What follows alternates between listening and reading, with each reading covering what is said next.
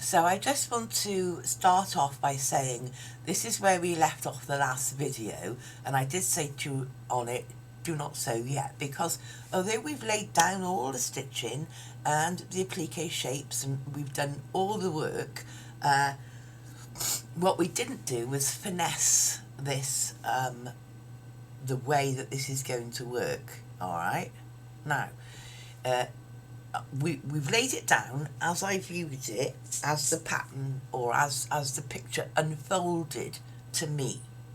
But what we need to do now is to finesse the way that we do things and the way that we want things to look. If we go to our resequence bar over here, naturally we've got the picture which we've now pressed D and hidden, and then the first applique is the pillow. Well, there's no more to be said about that, that's fine. The second thing is this purple, this purple stitching to go over the pillow, top and bottom. The next thing then I got are the jade stars and the jade bed covering.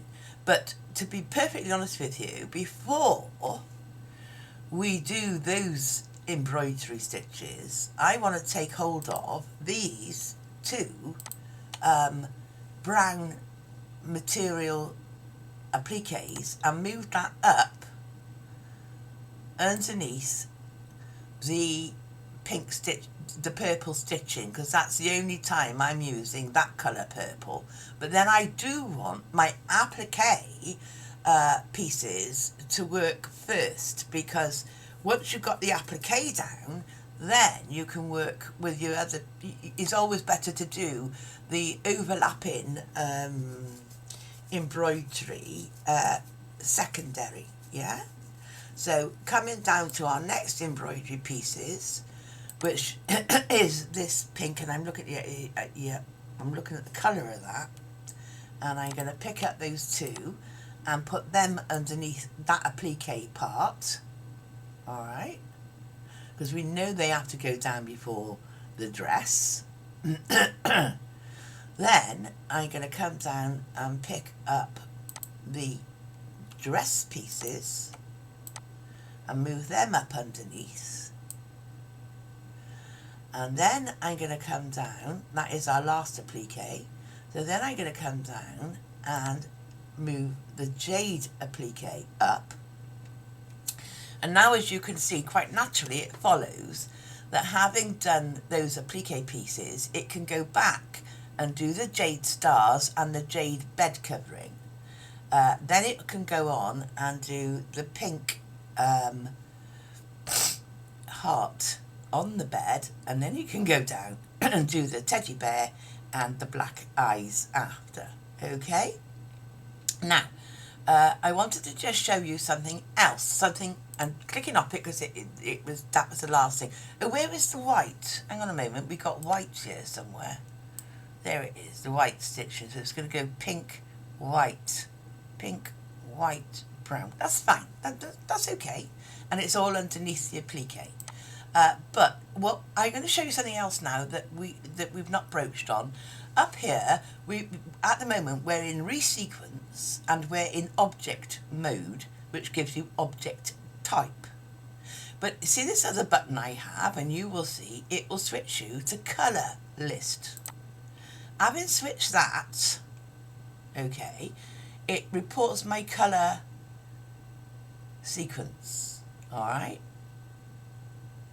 And what it's reporting to me now, actually, this helps, because now it's telling me, well, actually, I got things that this is how many colour stops I'm going to have, yeah?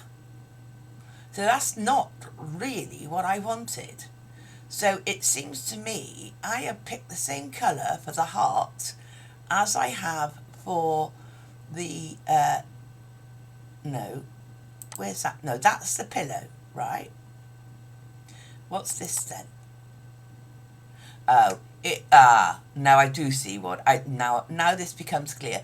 The 79 colour is the program's colour of being the put down line, yeah, because I've just highlighted one and it is just put down, so that would be white, that, you know, that's a white outline, white applique.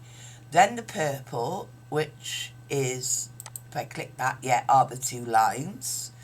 Then an outline for the brown, an outline for the brown, an outline for the beige feet, outline for the beige feet.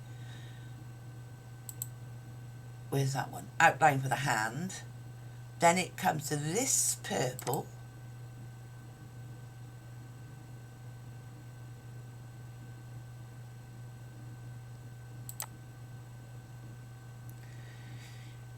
Right, so that's the lilac that I'm using for, or the purpley colour that I'm using for the dress, and that's the purpley colour I'm using for the arm. So these 79s, as you can see here, are the lay down stitches, which are going to be the same colour as the one beneath them when you actually do it on the machine.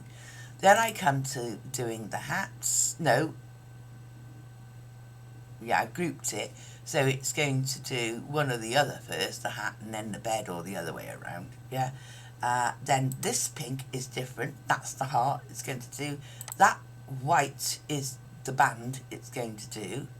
And it would be nice to put the white up with the pillow, but there's no way I can do that. I'm going to have to swap it, because I need the white to put down the pillow, and I can't do that band at the same time, and I can't do the pillow at the same time as that band, because they got overlapping pieces of fabric and information. So that is going to have to be a colour stock.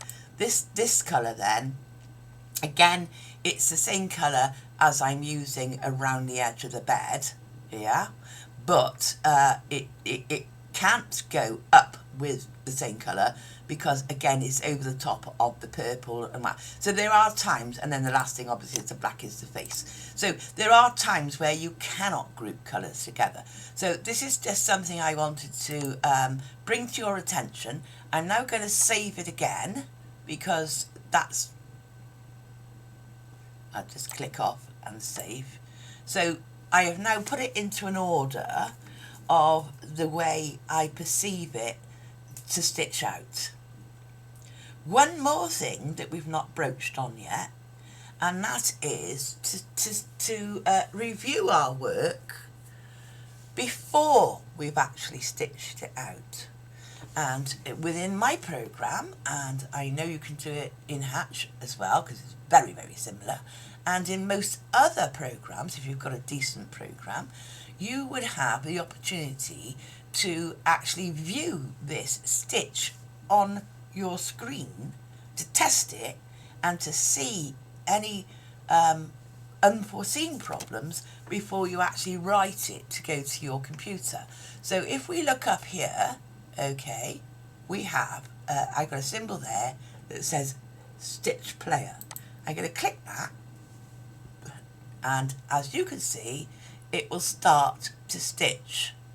Now up here it will show you the colours as it's running through, and then it will also show you, well, you know, you've got controls like a video here, but also here you have speed. So that's going quite slowly for me to review my stitching, so I'm just going to amp up the speed. So now you can see this is literally, and amp it up a bit further actually, because we don't want to spend too much time.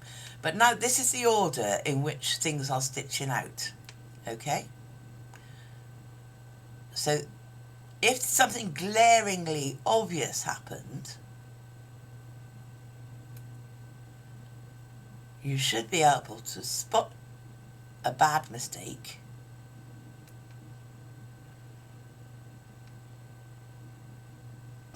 I probably got running a little too fast for somebody who's more novice at this, but I'm looking at the order in which, and you can see by your bar how far you've got up here, of what is actually going to happen next, okay?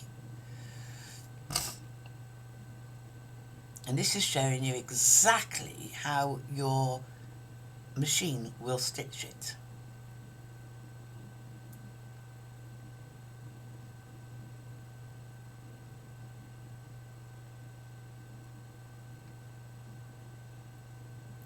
last bit is the face, and there it is stopped. So that is called player, and it brings you up these controls once you started to play. And that just really helps you, because that's like a quick run through of you stitching it out on your machine before you actually stitch out on your machine. So again, I'm going to save it there, and that is ready now to transfer over to my USB stick in the usual way.